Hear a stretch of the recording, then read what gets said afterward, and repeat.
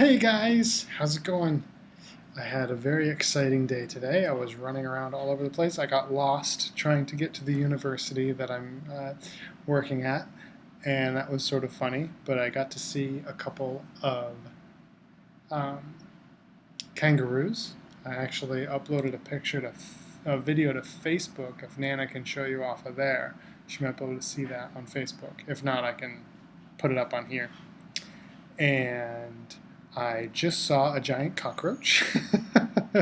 Luckily, it wasn't in my room, but it was about, I don't know, about that big, and it was scurrying all over the place. So a bit of adventure and excitement. Hope you guys are doing well. But of course, it is time for Harry Potter and the Goblet of Fire. Woo! Okay, where do we leave off? It was the middle of the Yule Ball, wasn't it? Yes.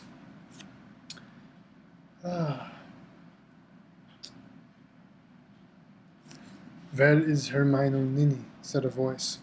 Crumb had just arrived at their table, clutching 2 butterbeers.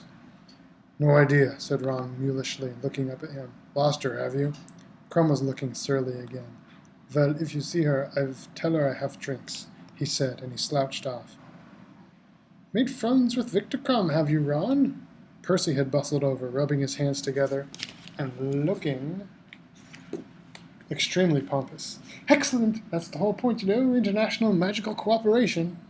To Harry's displeasure, Percy now took Padma's vacated seat. The top table was now empty. Professor Dumbledore was dancing with Professor Sprout, Ludo Bagman with Professor McGonagall. Madame Maxime and Hagrid were cutting a wide path around the dance floor as they waltzed through the students, and Karkaroff was nowhere to be seen. When the next song ended, everybody applauded once more, and Harry saw Ludo Bagman kiss Professor McGonagall's hand and make his way back through the crowds, at which point Fred and George accosted him. What do they think they're doing, annoying senior ministry members? Percy hissed, watching Fred and George suspiciously. No respect. Ludo Bagman shook off Fred and George fairly quickly, however, and spotting Harry, waved and came over to the table. I hope my brothers weren't bothering you, Mr. Bagman, said Percy at once. What? Oh, not at all, said Bagman. No, they were just telling me a bit more about those fake wands of theirs, wondering if I could advise them on the marketing. I've promised to put them in touch with a couple of contacts of mine at Zonko's joke shop. Percy didn't look happy about this at all, and Harry was prepared to bet he would be rushing to tell Mrs. Weasley about this the moment he got home. Apparently Fred and George's plans had grown even more ambitious lately, if they were hoping to sell to the public. Bagman opened his mouth to ask Harry something, but Percy diverted him. How do you feel the tournament's going, Mr. Bagman? Our department's quite satisfied. The hitch with the Goblet of Fire, he glanced at Harry, was a little unfortunate, of course, but it seems to have gone very smoothly since, don't you think? Oh, yes, said Bagman cheerfully. It's all been enormous fun. How's old Barty doing? Shame he couldn't come. Oh, I'm sure Mr. Crouch will be up and about in no time, said Percy immediately. But in the meantime, I'm more than willing to take up the slack. Of course, it's not all attending balls, he laughed airily.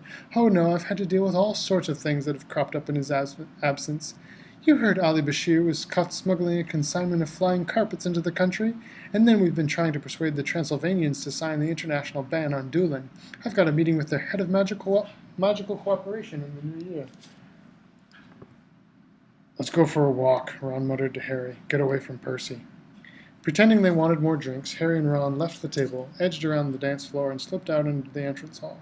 The front doors stood open, and the fluttering fairy lights in the rose garden winked and twinkled as they went down the front steps, where they found themselves surrounded by bushes, winding ornamental paths, and large stone statues. Harry could hear splashing water, which sounded like a fountain. Here and there, people were sitting on carved benches. He and Ron set off along one of the winding paths through the rose bushes, but they had gone only a short way when they heard an unpleasantly familiar voice. Don't see what there is to fuss about, Igor. Sirius, you can't pretend this isn't happening. Karkaroff's voice sounded anxious and hushed, as though keen not to be overheard. It's been getting clearer and clearer for months. I'm becoming seriously concerned. I can't deny it. Then flee, said Snape's voice curtly. Flee. I will make your excuses. I, however, am remaining at Hogwarts. Snape and Karkaroff came around the corner. Snape had his wand out and was blasting rose bushes apart, his expression most ill-natured. Squeals issued from many of the bushes, and dark shapes emerged from them. 10 points from Ravenclaw, Fawcett, Snape snarled as a girl ran past him, and 10 points from Hufflepuff too, Stebbins, as a boy went rushing after her. And what are you two doing? He added, catching sight of Harry and Ron on the path ahead. Karkaroff, Harry saw, looked slightly discomposed to see them standing there. His hand went nervously to his goatee, and he began winding it around his finger. We're walking, Ron told Snape shortly. Not against the law, is it? Keep walking, then, said Snape, and he brushed past them, his long black cloak billowing out behind him. Karkaroff hurried after Snape. Harry and Ron continued down the path. Oh, excuse me.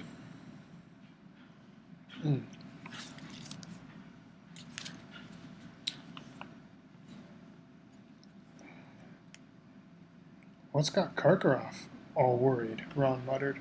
And since when he and Snape been on first-name terms, said Harry slowly.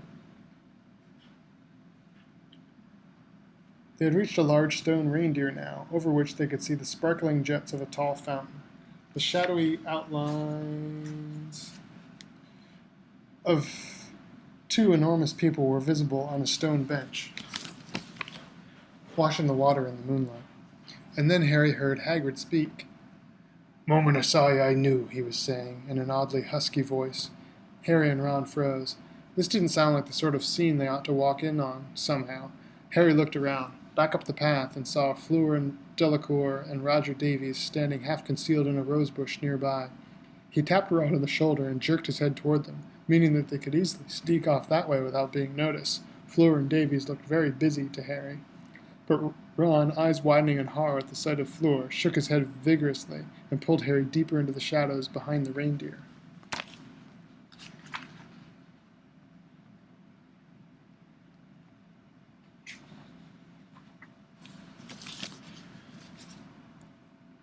What did you know, Hagrid? Said Madame Maxime, a purr in her low voice.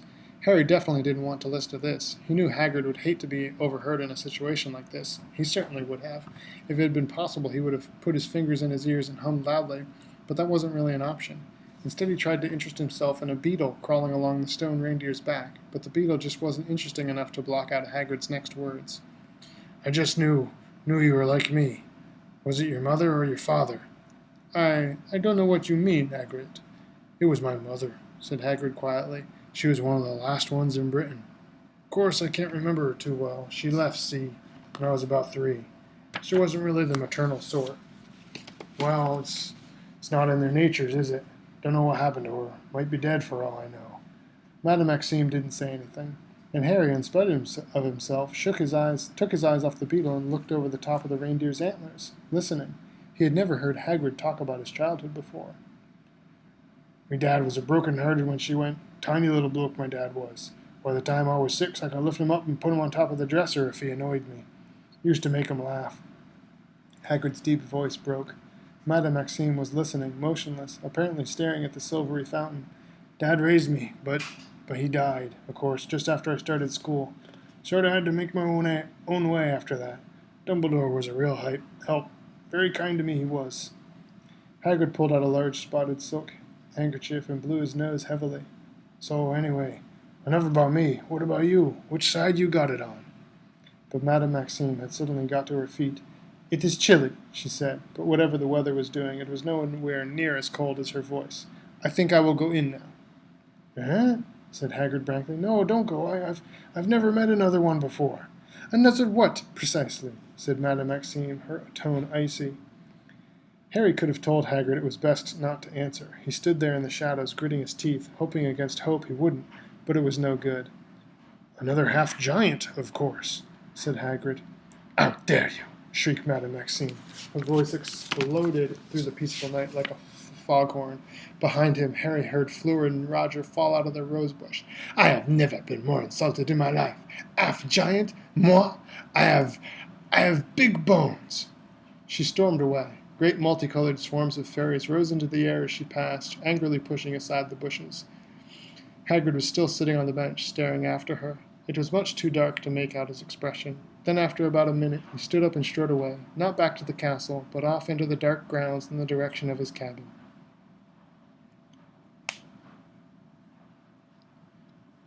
"Come on," Harry said very quietly to Ron. "Let's go." But Ron didn't move. "What's up?" said Harry, looking at him. Ron looked around at Harry, his expression very serious indeed.